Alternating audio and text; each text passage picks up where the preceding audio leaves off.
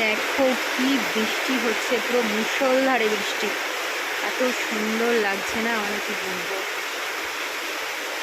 চলো তোমাদের ছাদে নিয়ে যাই।